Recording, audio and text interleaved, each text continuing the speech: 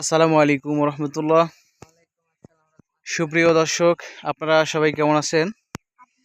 আশা করি আল্লাহ তাআলার রহমতে অনেক অনেক ভালো আছেন। দর্শক, আজকে আপনাদেরকে আমাদের এই নতুন চ্যানেলে জুবায়ের একদো টিভিতে দেখাবো আমরা গত বছরে মালচিং দিয়ে নাগাফায়ের মরিচ চাষ করেছিলাম। আমাদের সেই নাগাফায়ের মরিচের ফলন আলহামদুলিল্লাহ খুবই ভালো হয়েছিল।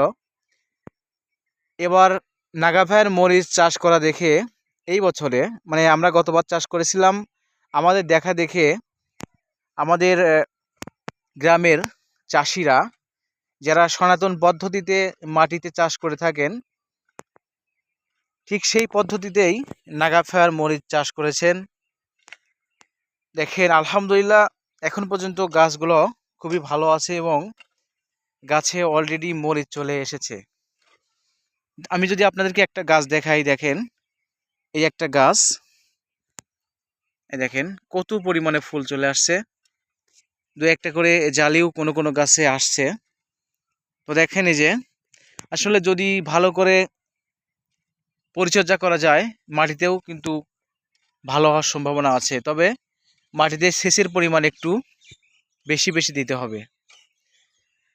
তো এখানে আমার এক মামা, এই যে চাষি,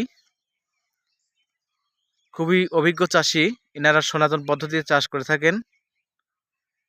এবারে আমার দেখা দেখে দেখেন এই যে সামনের যে আরও একটি মরিচ ক্ষেত দেখতে পাচ্ছেন, এগুলো কিন্তু নাগাফায়ার। দেখেন এই যে এগুলো নাগাফায়ার, এই যে লাগিয়েছে দেখেন টোটাল নাগাফায়ার মরিচ। এবছরে আমাদের হাত ধরে অনেকেই, আমি অন্ততপক্ষে 10-15 জনকে চারা এনে দিয়েছি নাগাফায়ারের।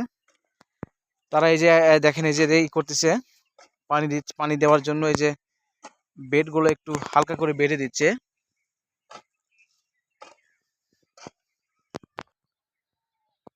দর্শক, এখানে আমার সেই মামা আছে, নাম হচ্ছে গোকুল হোসেন, এনার সাথে একটু কথা বলবো। আসসালামু আলাইকুম মামা। ওয়ালাইকুম আসসালাম রাহমাতুল্লাহি ওয়া বারাকাতুহু। কেমন আছেন? আলহামদুলিল্লাহ, 10 জনের দিয়ে আল্লাহ ভালোই রে। তো দেখেন আজকে আপনার প্রজেক্টটা একটু দর্শকদের দেখানোর জন্য আমরা মাঠে চলে আসছি ভিডিও করার জন্য। আমি তো দেখতে পাচ্ছি আপনার গাছগুলো খুবই ভালো হয়েছে। হ্যাঁ, আল্লাহর দোয়ায় হইছে, আবার জাবরা দেব বেটা। জাবরা দিবেন? আচ্ছা, আপনারা তো দেখছি যে আমরা ছোট থেকে দেখছি আপনারা দেশি মরিচ চাষ করেন, কিন্তু হঠাৎ দেশি মরিচ বাদ দিয়ে আপনারা এই হাইব্রিড মরিচের উপরে কেন ঝুঁকেছেন একটু বলবেন কি? হাইব্রিড মরিচ আর বছর তোমার দেখা দেখি আল্লাহ ভালো দিছে, এবার আমরাও ঝুঁকি লিছি, এবার লাগাইছি, আল্লাহ দেখা দেখে আমার কিরকম দেয়। আচ্ছা, আমি তো লাগাইছিলাম মালচিং এ, কিন্তু মালচিং এ লাগালে তো আপনার মালচিং ছাড়া দেখি আল্লাহ কিরকম দেয় বেটা আমারে।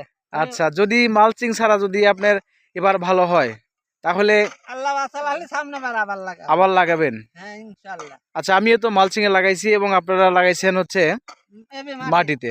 কিন্তু আমি দেখেন আরেকটা জিনিস দেখেন, আপনি কিন্তু আমার কম করে 20 দিন আগে লাগাইছেন, তাই না? হ্যাঁ হ্যাঁ, তাহলে আপনার গাছ আর আমার গাছ যদি একটু ইয়া করেন, ধরেন কম্পেয়ার করেন, তাহলে কেমন, কোনটার গ্রোথ ভালো দেখা যাচ্ছে? বেটারে ধরো তোমার যুগাল বেশি, আমার যুগাল কম, তাও আল্লাহর দোয়ায় ভালোই দেখা যাচ্ছে।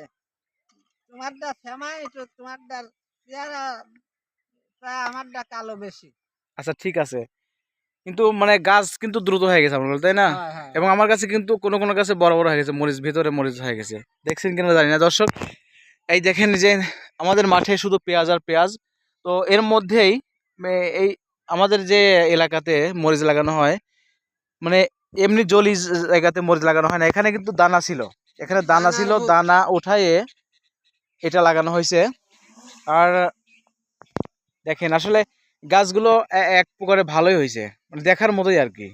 তো দেখা যাক সনাতন পদ্ধতির চাষিরা এবার হাইব্রিড মরিচ কেমন ফলান এবং গাছগুলো কতদিন টেকসই হয়, এটাই দেখতে থাকুন আমাদের এই নতুন চ্যানেলটিতে।